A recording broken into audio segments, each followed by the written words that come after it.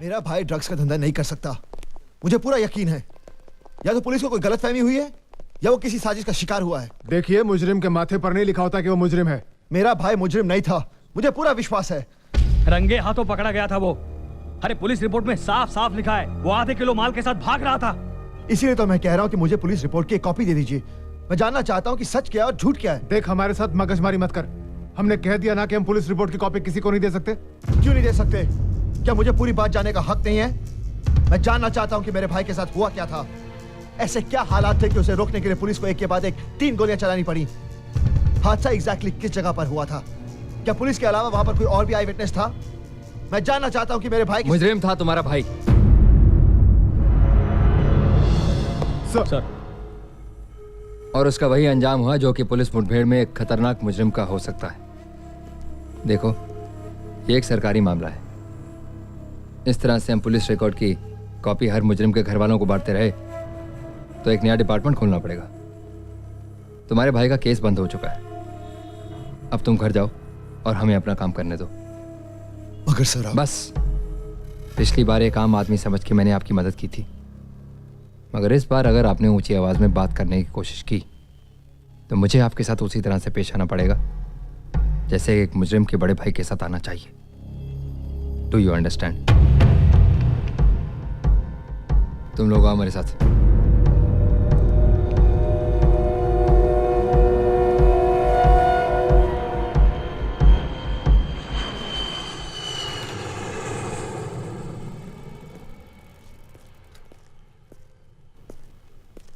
साहब,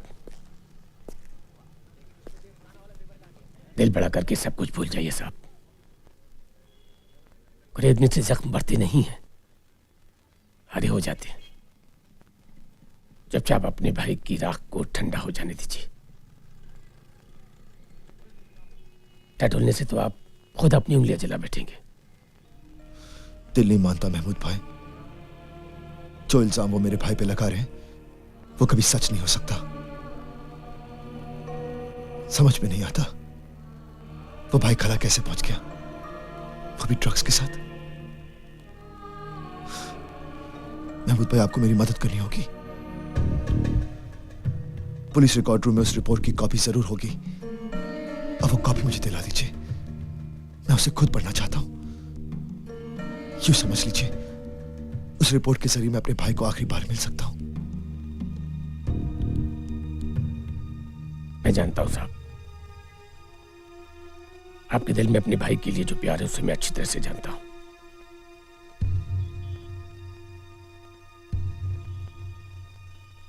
मिला तो थोड़ी देर के लिए ही था उसे। अच्छा लड़का लगा मुझे।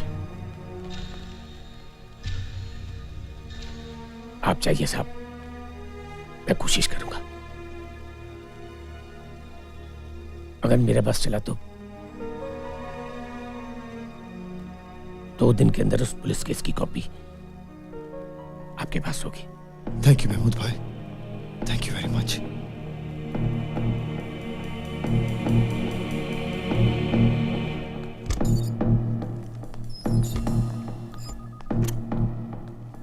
साहब, कोई पुलिस वाला आया था, नाम नहीं बताया, सिर्फ ये देके चला गया। ठीक है।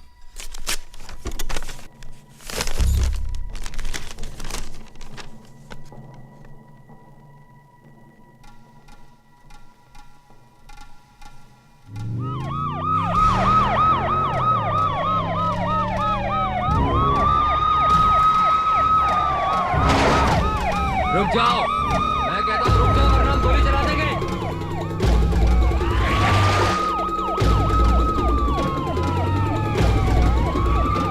मैं कहता हूँ रुक जाओ वरना हम गोली चलाने पे मजबूर हो जाएंगे।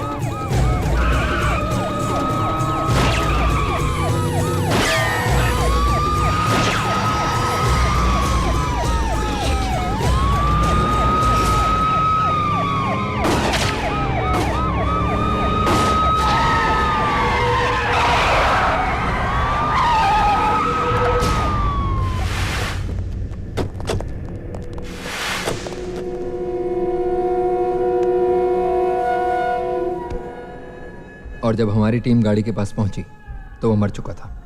He was dead on the spot.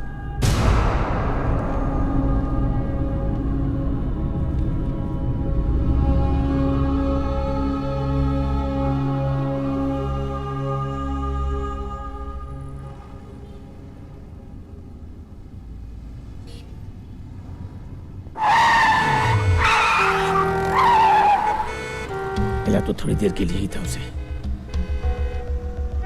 अच्छा लड़का लगा मुझे। देखिए, जितना कुछ मुझे मालूम था वो सब कुछ मैंने आपको बता दिया। आप जानते हैं महमूद भाई, जरूर कुछ ऐसा है जो आप मुझसे छुपा रहे हैं। पुलिस रिपोर्ट के मुताबिक किसी ने उन्हें टिप दी। उन्होंने अनुज का पीछा किया। अनुज ने अपनी गाड़ी रोकी नहीं, इसलिए मजबूरन उन्हें उस पर गोली चलानी पड़ी, जिससे उसी वक्त उसकी मौत हो गई।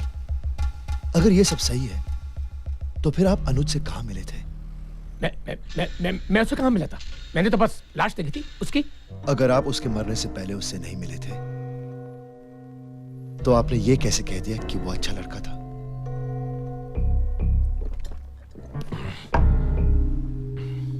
महमूद भाई, मैं अपने भाई को तो वापस नहीं ला सकता, लेकिन आपका एक जवाब उसके माथे पे लगे दाग को हमेशा के लिए मिटा सकता है।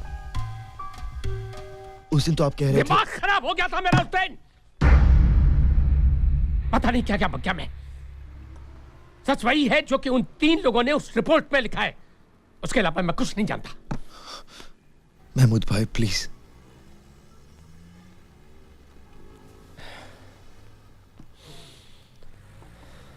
देखिए, मैं बाल बच्चेदार आदमी हूं।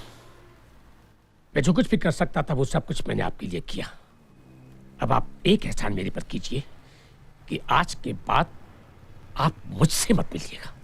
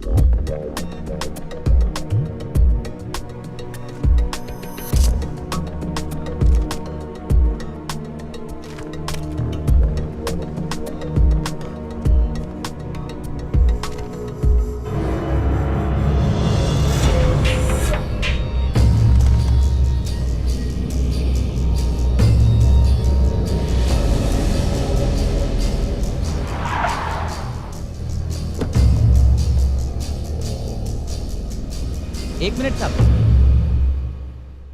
कहाँ जाना है साहब? 201। 201? 201 तो बंद है। सक्सेना साहब तो कभी का छोड़ के चले गए। आपको मालूम है कहाँ गए? ये नहीं बता सकता साहब, ऑर्डर नहीं है। देखिए, मेरा उनसे मिलना बहुत जरूरी है। आपको मांगता है तो आप सेक्रेटरी साहब से बात कर लीजिए। उन्होंने एड्रेस देने से बिल्कुल मना किया है अपने को।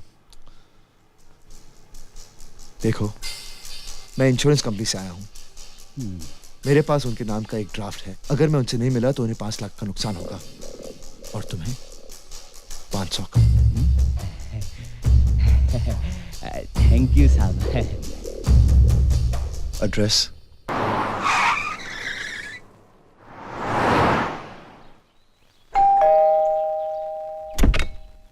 कहिए। सक्सेना साहब हैं? जी आप? आदित्य श्रीवास्तव। आइए।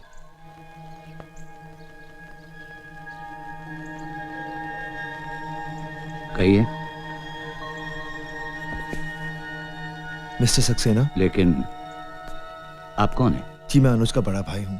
रमोना घर पे नहीं है। देखिए, मेरे भाई के साथ जो कुछ हुआ उसके बारे में आपको पता चल ही गया होगा।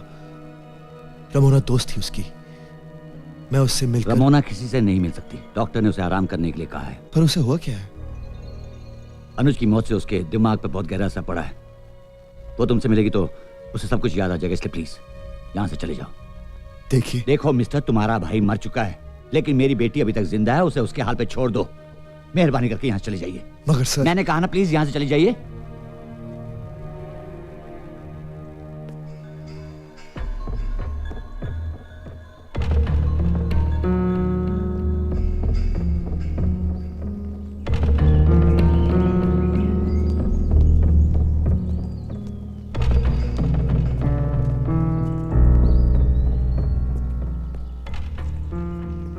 रमोना, मैं आदित्य, अनुज का बड़ा भाई।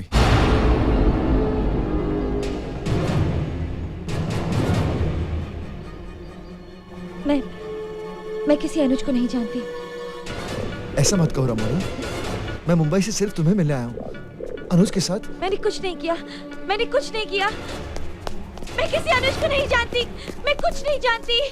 मैं किसी अनुज को नहीं जानती, मैं कुछ नहीं जानती।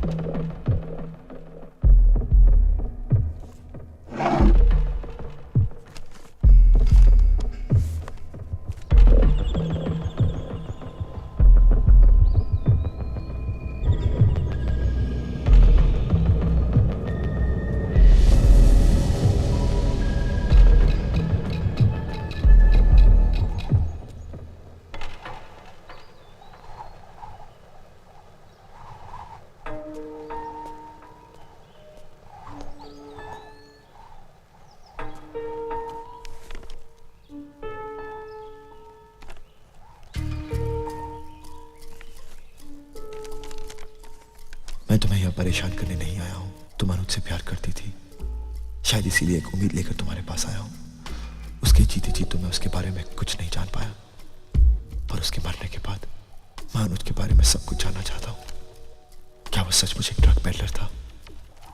अगर हाँ, तो मुझे जिंदगी से कोई शिकायत नहीं, पर अगर ये झूठ है तो मैं उस पर लगे बदनामी के दाग को मिटाना चाहता हूं, और इस काम में मुझे तुम्हारी मदद चाहिए।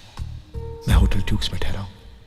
कल सुबह तक अगर तुम्हारा जवाब नहीं आया तो मैं चुपचाप चला जाऊंगा, पर अगर तुमने अनुज को सच्चे दिल से प्यार किया है